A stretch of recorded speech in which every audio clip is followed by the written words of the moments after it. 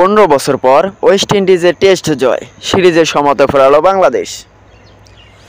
West ইন্ডিজের বিপক্ষে test সিরিজে হার দিয়ে শুরু করা বাংলাদেশের সামনে দ্বিতীয় ম্যাচের জয়ের কোনো বিকল্প ছিল না।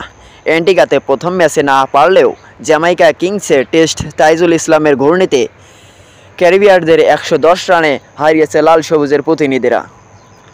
15 বছর পর ওয়েস্ট ইন্ডিজের সাদা পোশাকের ক্রিকেটে জয় পেল টাইগাররা। এই জয়ে 1-1 সমতা সিরিজে শেষ করল বাংলাদেশ। কিংস্টনে বিপক্ষে টেস্ট সিরিজে হলো ইতিহাস গড়তে হতো ওয়েস্ট ইন্ডিজকে, কেননা এই মাঠে 212 রানে বেশি তাড়া করতে জয়ের রেকর্ড নেই। এবার ওয়েস্ট ইন্ডিজের লক্ষ্য ছিল 287 রানের, তবে তাইজুলের ঘূর্ণিতে দ্বিতীয় ইনিংসের 185 রানে অল আউট হয়ে যায় স্বাগতিকরা।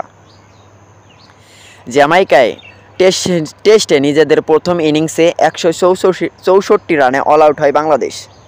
জবাবে রাহিদ নারার 5 উইকেট শিকারে 146 রানে গুটিয়ে যায় ওয়েস্ট ইন্ডিজ।